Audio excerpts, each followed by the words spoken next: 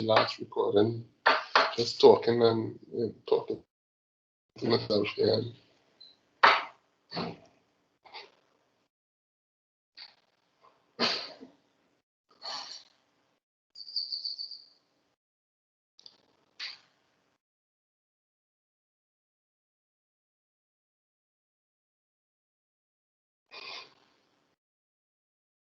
Yes.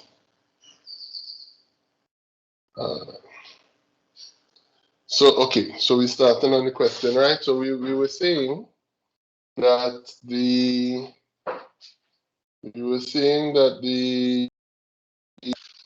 first thing that we have to do is work out what the expression is that is represented here. We see that we have a not gate here. All right, so this is not, right? So what is coming into here is not x. Okay, so not x is coming into here. And we also have where this branches off, and this is not y coming into. Okay, so essentially y comes into this one. So what comes out here is not x and y. And then we have an OR gate joining with the not y to form z. So the value z is equal to not x and y or y.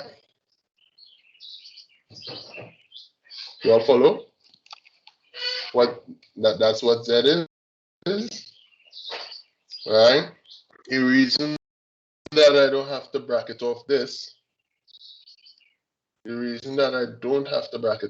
that the OR operation, the AND operation gets done before the OR operation anyway. So the not x and y, right, representing it like this is fine. If you want to be absolutely, you could still put your brackets, yes. If have a not y. So wouldn't it be not y? Yeah. Sorry, yes, not y. And I have this not y here. That's what it is, right? So not x and y or not y. So that is the expression that we have to put into our table. So when we do a forward table and we say x and y, and we have 0, 0, 0, 1, 1, 0, and 1, 1, where should we start, right? We always start with the not. So let's start with the not x first. So not x is going to give us 1, 1, 0, 0, 0. Then we have, right, to take the not y, right, 1, 0, 1, 0. Then we have not x and y, right? So this here, if we label this 1 and we label this 2, right? So we did this first 1 and we did the second 2, right? Now we're doing this whole expression, which is 3. So 3 is the result of 1 and y. Okay, the result of 1 and y. So this will give us 0. This will give us 1. This will give us 0. This will give us 0. Because with the AND, both has to be true for it to be true. With the y, once we have this expression here, the entire expression is going to be the fourth one that we will do, right? And the fourth one is going to be the result of 3 or y. So once we have an or, only one needs, so we have 0, 3, or, sorry, not y, but 3 or not y. All right, 3 or not y, which is the value of, which was evaluated to be what we got in 2. Okay, so 3 will give us what? The first one is a 1, and this one we have a 1 here, so we have 1. This one, we have a 1 here, so we have 1. And then we have 0. So this should be our result here.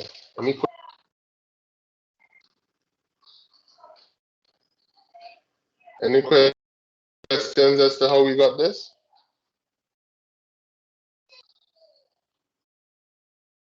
No? No, sir. All right. So the next question is, we want to describe each of the following devices. I'm going to bring it in now. All right. Describe each of the following devices. I know we have not spoken about decoders as yet, but let's see if we can still describe it, right? Did we do the decoders or did we not? I think we did. We did talk about decoders when we talked about multiplexers. Could somebody confirm?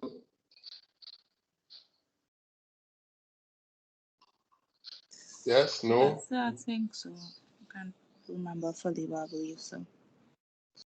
Right. The decoder is anyway. So let's talk. What is a flip-flop? A flip-flop is, and we could define by its properties. Okay. A flip-flop, right? So we could say a flip-flop is a bistable device that can act as 1-bit memory, right? It uses the previous output, right? It uses the previous output to derive the current output. Okay, so a flip-flop also has, it has 2 inputs. The most basic flip-flop, which is the what? The most basic flip-flop, which is the SR latch, has 2 inputs, S, set, and R for reset. And it has 2 outputs, Q and not Q. You all remember this? You all remember this? Yes? No? Yes, sir. Right. So this is what our flip-flop is. Okay? Our decoder and our multiplexer. What is our decoder? Anybody?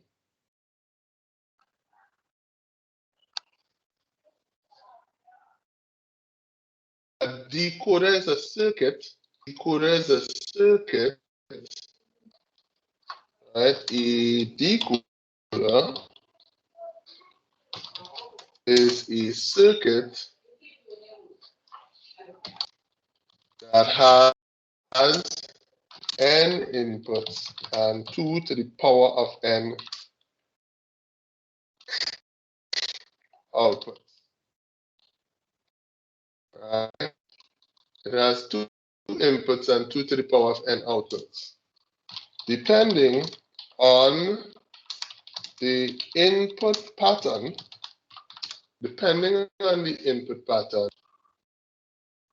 a specific output line is asserted.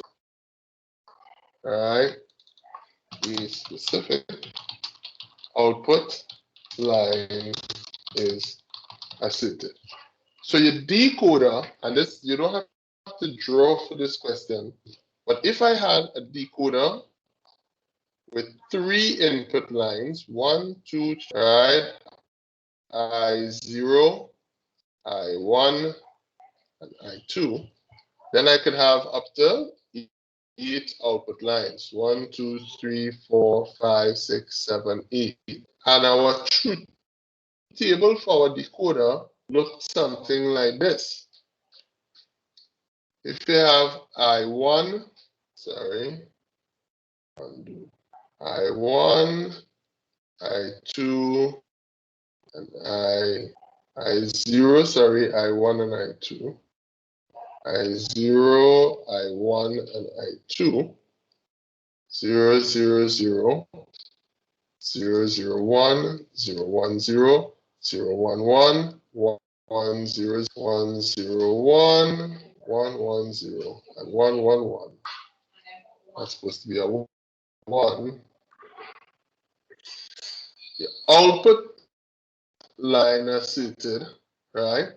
So this is your output 1, output 0, output 1, output 2, output 3, output 4, output 5, output 6, and output 7. Right? This is actually going to take up a little more space. Oops.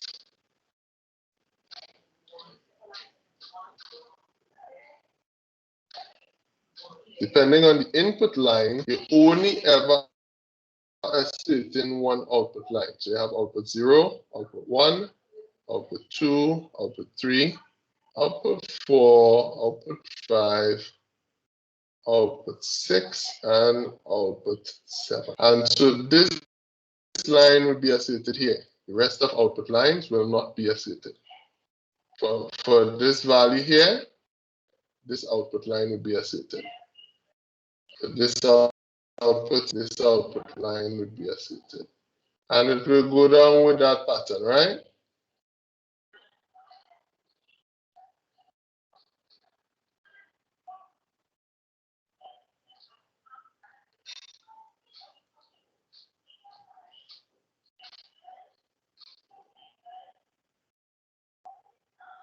You all remember this truth table when we spoke about decoders?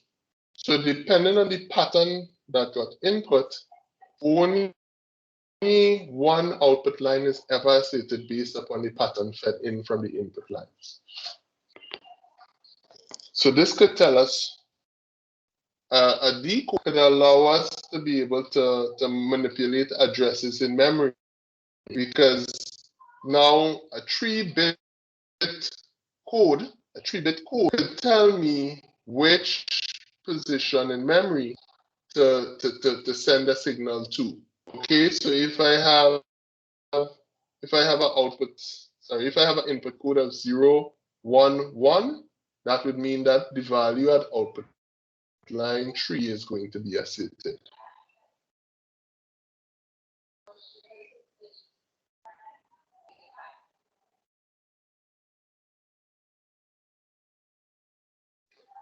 All right. So we're going back to the question. A multiplexer now. I do know for a fact that we spent quite a bit of time talking about multiplexer. So what is a multiplexer? A multiplexer is a circuit that does what? A circuit that allows what? The multiple inputs to one output. Right. Circuit that allows multiple inputs to utilize a single output line, right? Based on the value, right? To use a single output line, right? The input asserted is selected based on, let me use chosen, based on the values,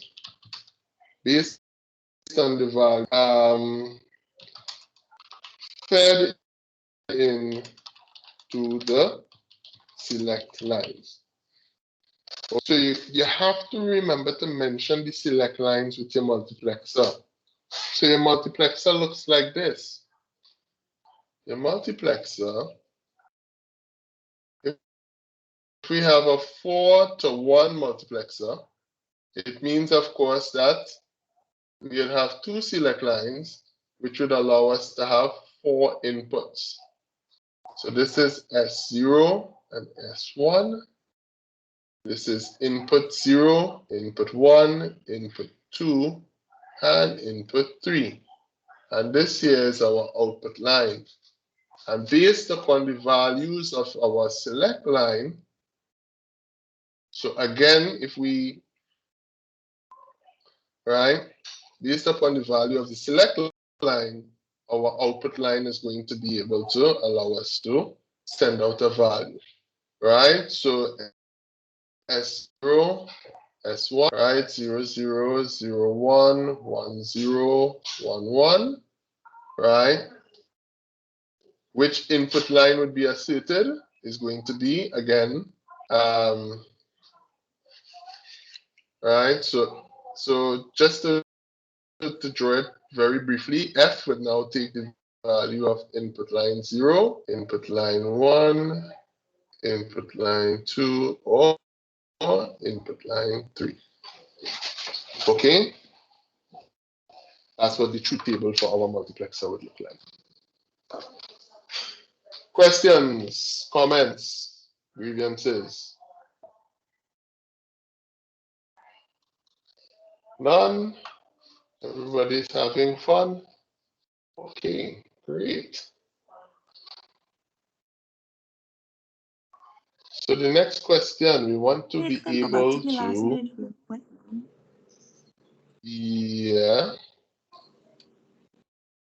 So on the questions, well, the answers. Yes, I'll move it.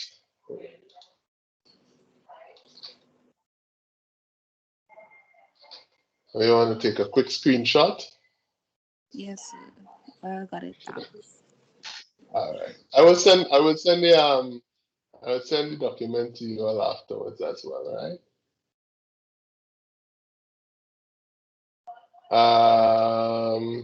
Right. So pages. All right. So this one is a relatively easy question. It's right. The equivalent binary representation for the decimal value 11. So 11. If we have 11, 1, 1, it's essentially to keep dividing by 2. So 2 into 11 is 5 remainder 1. 2 into 5 is 2 into 5 is 2 remainder 1.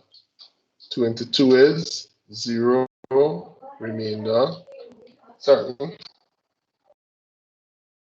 into 2 is 1 remainder 0. And 2 into 1 is 0 remainder 1.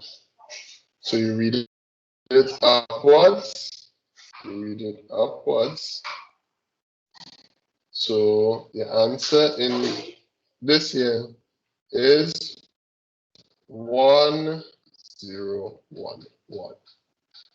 How can we work that back? If we have 1, 0, 1, 1, this is 2 to the power of 0, which is 2 to the power of 1, which is 2 to the power of 2, which is 4, and this is 2 to the power of 3, which is 8, right? So you're taking the value of 8 plus, right? So 1 by 8 is 8, 4 by 0 is 0, 2 by 1 is 2 multiplied by 1 is 2, plus 1 multiplied by 1 is 1. The answer to that is 11. Okay, so this is how we represent it. Just a note, whenever we're representing binary values, we always represent binary values either in blocks of 4 or blocks of 8. So another acceptable answer would have been 0, 0, 0, 0, 1, 0, 1, 1. Okay?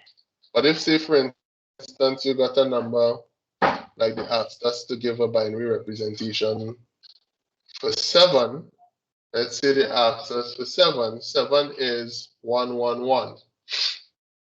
But if you're representing it, it's better you represent it as 0, 1, 1, 1 or 0, 0, 0, 0, 0, 1, 1, 1. Okay? Don't just put down this here. This is, while it's, yes, it is the binary representation, it is also, not correct to just simply put it in 3 digits without the 0 in front of it, or without. You always want to put it in blocks of 4 or 8. Okay, so that's kind of like the accepted standard. Everybody's fine with that? Yeah, sir. Yes, sir. Yes, sir. All right, good. So next question. All right.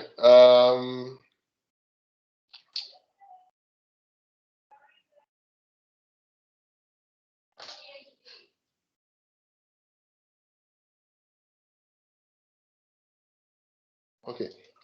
So this we did not explicitly talk about sign magnitude, but I will go through it quickly. And also ones and twos complement. All right, which is ways of representing negative numbers in binary. So sign and magnitude is very simple, right? You notice that we have 8-bit sign magnitude, which means that 1 bit is reserved for the sign,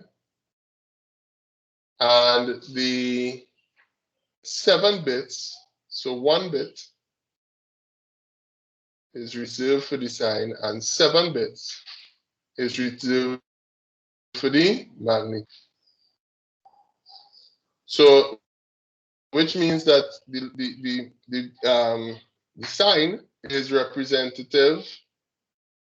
Positive is represented by a 0, and negative is represented by a 1. Okay? And the magnitude, of course, could span from 0, 0, 0, 0, 0, 0, 0 to 1, 1, 1, 1, 1, 1, 1. Right?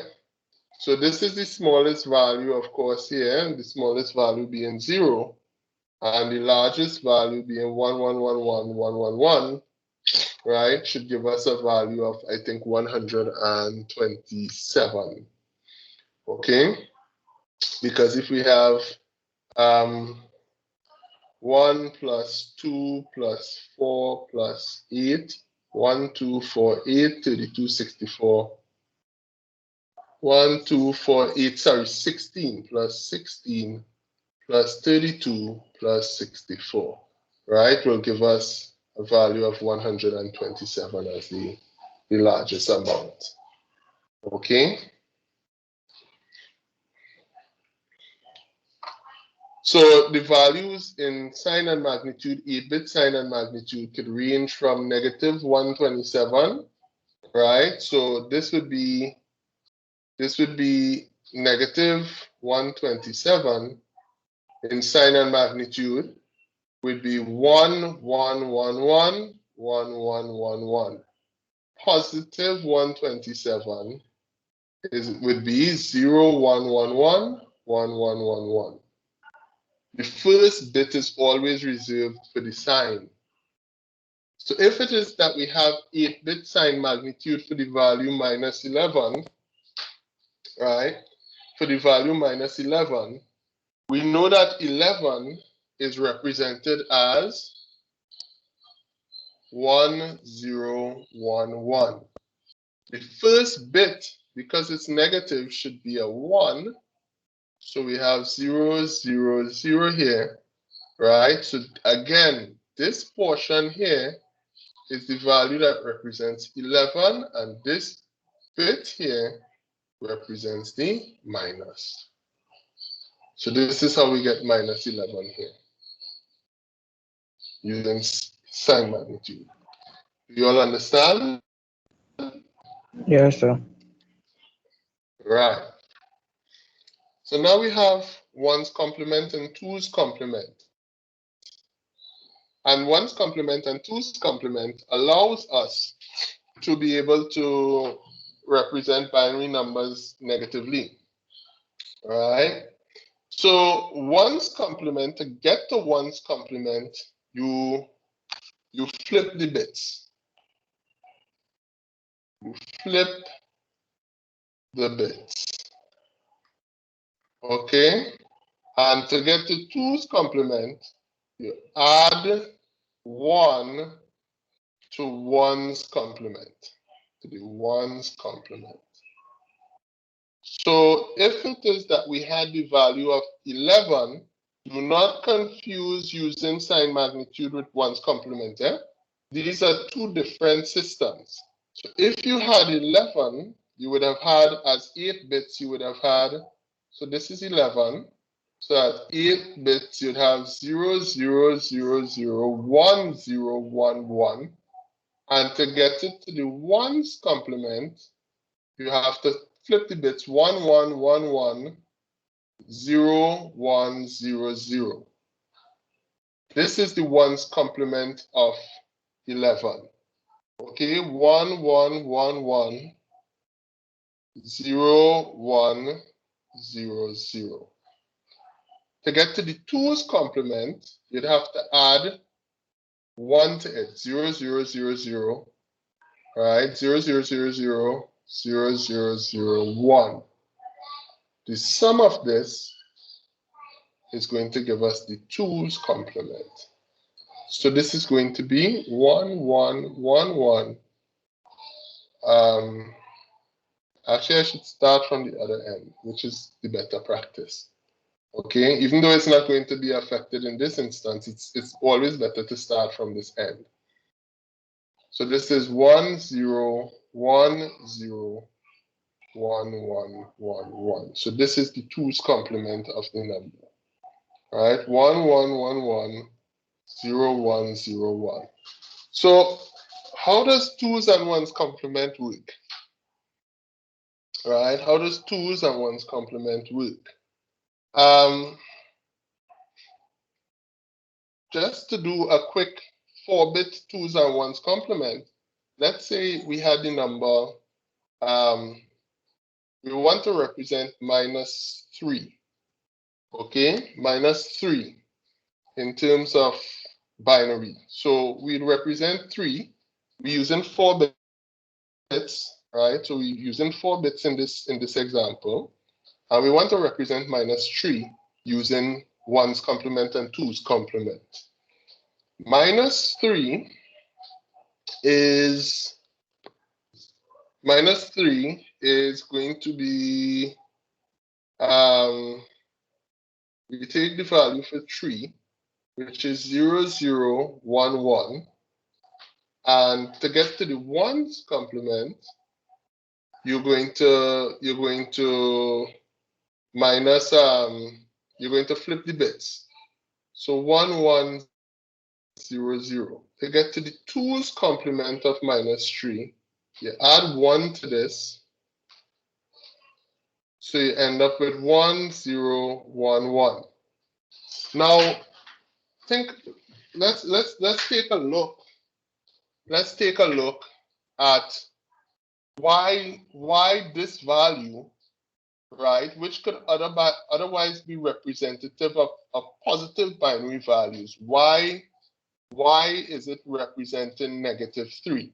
Okay, so we have 1, 1, 0, 0, which outside of -3, it could also represent 12. All right, and we have 1, 1, 0, 1, which with outside of -3 as 2's complement, this is the 1's of it, and this is -3 for the 2's, right? It would represent 13. Okay, let me not put this dash here for the 12 because it's either a positive 12 or -3. Now, if we have numbers, right, 4 bits, what is the largest number 4 bits could represent? Anybody could tell me?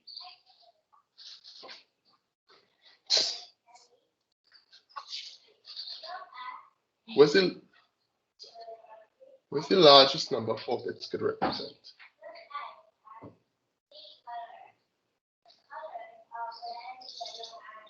If I had 1, 1, 1, 1, what number could this represent? 15. 15, thank you. And what's the smallest number 4 bits could represent? I mean, this should be quick to say. 0. 0, thank you. So let's think of this as a bit of a number. You know, in primary school, you do number lines, but let's do this as a number circle, right? We have 0, 1, 2, 3, 4, 5, 6, 7, right? 8, 9, 10, 11, 12, 13, 14, 15. Okay? I probably should have done that a little better, but you know, it's circle enough. All right? And if it is that we are considering, let's consider the 2's complement. Right? Let's consider the 2's complement. Yes, let's consider the 2's complement in terms of getting here. Okay, and I'll show you why 2's complement was preferred over 1's complement. Is that if it is that we are using, of course, like a number line, 3 is 1, 2, 3 in terms of a jump forward. Do we agree? Yes? Nobody's saying anything. Yes, sir. Right? Say, Right. can you repeat, please? Thank you. If we consider this as a circular number line, because we have 4 bits, 0 would have been 0, 0, 0, 0, right? 1, sorry, 0, 0, 0, 1, 0, 0, 1, 0, and 0, 0, 1, 1. You know, with me in terms of this number, this number circle here, yes? If I have 0 Yes, and I add 3 to it, right? I'm moving forward, so this is why 3 is this, right? And if I write out the rest of these, 0, 0, sorry, 0, 1, 0, 0, 0, 1, 0, 1, 0, 1, 1, 0, 0, 1, 1, 1, 1, 0, 0, 0, 1, 0, 0, 1, right? 1, 0, 1, 0, 1, 0, 1, 1, 1, 1, 0, 0, 1, 1, 0, 1, 1, 1, 1, 0, and 1, 1, 1, 1. That's what 15 is, right? If, say, for instance, now I am jumping back, this is the minus 3 that I want. If I start at the number 0, I have to jump back 1, 2, 3. So this in this case, this is my minus 1, minus 2, and minus 3. What do I end up getting to when I move minus 3 away from the 0?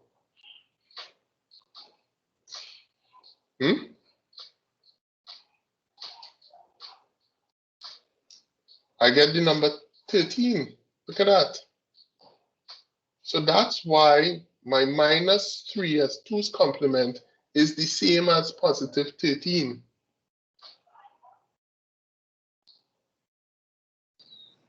yes, sir, that makes sense. This makes sense. Now the 2's complement, the issue with the 2's complement is that it doesn't account.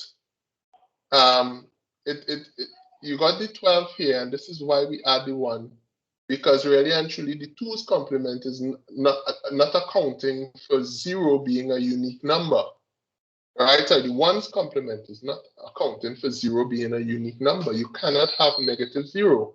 which is why the ones complement, if you straight up flip the bits, right, you're going to get one off, because if it is that I said, okay, if I had 0, 0, 0, 0, right, if I had 0, 0, 0, 0, and I flip my bits to the ones complement 1, 1, 1, 1, I can't really have negative negative 0, right? Because negative 0 is in this case is 1 off. You follow me? So by adding 1 to this, and look at this. So if this was 0, and we wanted negative 0, right? 0 is supposed to be 0. There is no negative 0, positive 0. So if I add 1 to this, 0, 0, 0, 1, right? Let's say I have 1, 1, 1, 1 plus 0, 0, 0, 1. I'm going to get 1 plus 1, which is 1, 0. 1 plus 1, which is 1, 0. 1 plus 1, which is 1, 0. And 1 plus 1, which is 1, 0. I'll end up with a bit extra, but because it's a 4-bit number, negative 0 and positive 0 needs to be the same thing. So this is why 2's complement is adding that 1-bit shift. So that when we say, okay, if we have what is the negative of 0, it will remain 0. But the negative 1 will push to 15, negative 2 will push to 14, negative 3 will push to 13. Does that make sense to you also? We cannot have 2 values for negative 0, right? Because negative 0 is not a thing, 0 is 0. And that's the rationale for having to add the 1 bit onto the 1's complement to get the 2's complement to represent the negative number. You all follow me here? Yes, sir. And it makes sense, right? So what we just have to know is the processor. And don't confuse sign and magnitude, which is 7 bits to represent the number and 1 bit to represent the sign, with the complements, which is the complement of a positive number is just to flip the bits. And the 2's complement is to add 1 to that flipped bit. Okay? And as we saw just now, in terms of, let me just do a quick little binary addition session so that we could talk about addition, right? So adding in binary.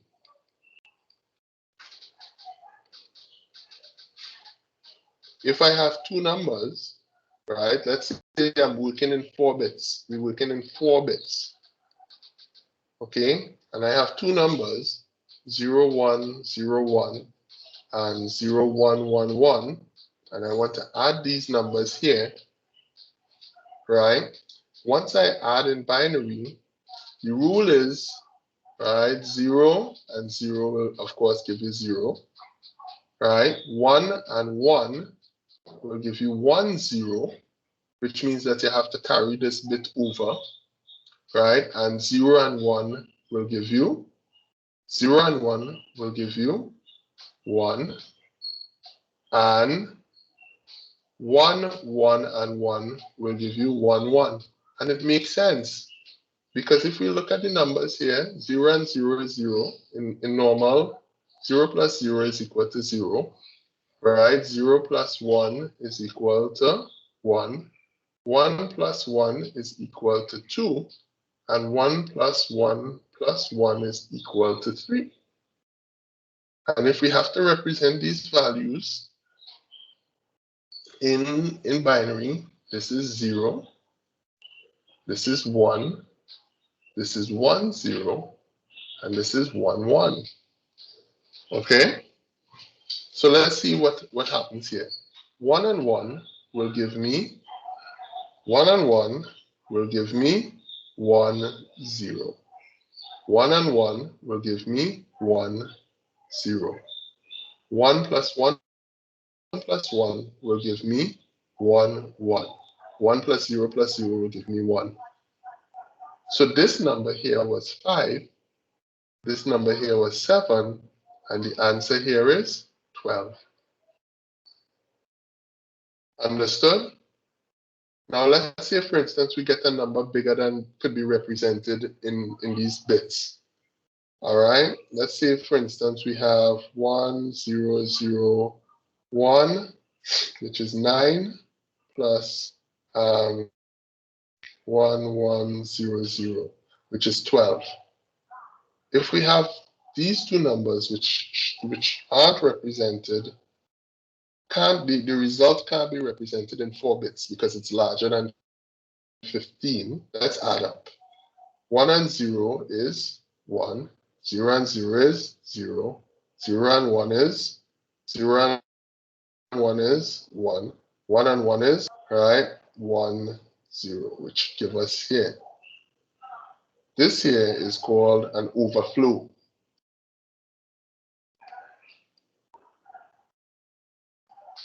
And the result of this cannot be represented in 4 bits. Okay, so if it were at 8-bit numbers, this would be fine. But you can't represent the addition of these two values in 4 bits. All right, that's just something to note.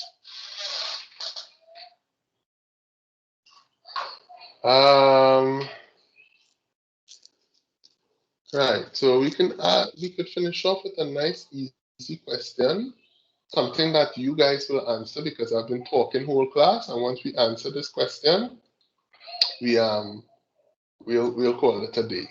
Okay. So one similarity between supercomputers and mainframes.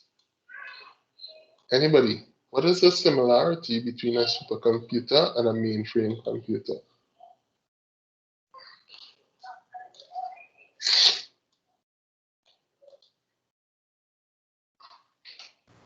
Don't all Both rush. expensive. Right, yeah. Right. Both are costly and powerful computers. Okay? So that's the answer there. A supercomputer is a powerful computer, and the definition of a supercomputer is that it's the fastest and most advanced computer for its era. So what would have been a supercomputer 20 years ago is no longer a supercomputer now, right? What is a supercomputer now would be, some sort of AI computer that probably, is, big as a room, and it could probably do advanced cryptographic processing and stuff like that. And maybe in 20 years, your cell phone would be able to do those kinds of things. Okay? What is the major difference between a supercomputer and a mainframe then? All right, the major difference is that a supercomputer is usually built for a specific application / job. Right, so a supercomputer is normally built for a specific application or job. Example, right? Natural language processing for expert systems. Whereas a mainframe is a general business computer that handles many client requests. Right? Example, a bank server. And that's the main difference. That your supercomputer, you build a supercomputer for a specific task. Okay, and look, I kind of answered the last question here. right? An example of an application area for each of the following. What would we use a supercomputer for, right? So, well, let's see, maybe we could use it for mapping out the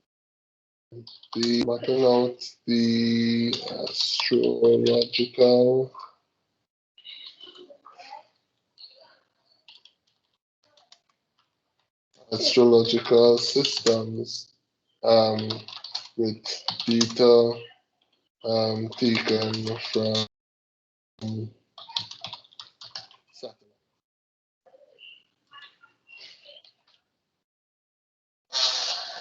That still sounds, that still looks wrong. All right.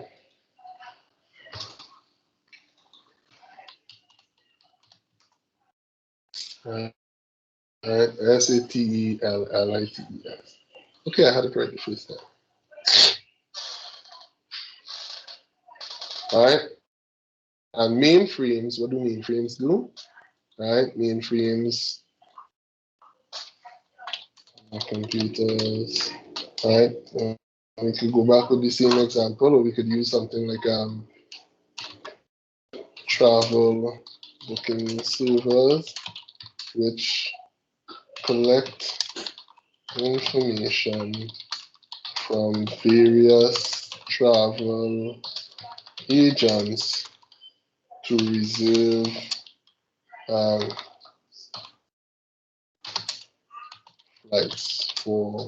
flights for collect information from various travel agents to reserve flights for to call this passengers.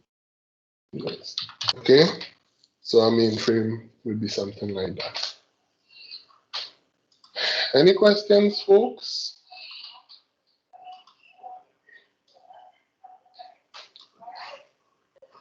Any questions, Yes, sir. comments? Right. We'll continue to work like this. I'll message you guys either here in the group, and we will arrange for like probably an extra session later this week. No problem.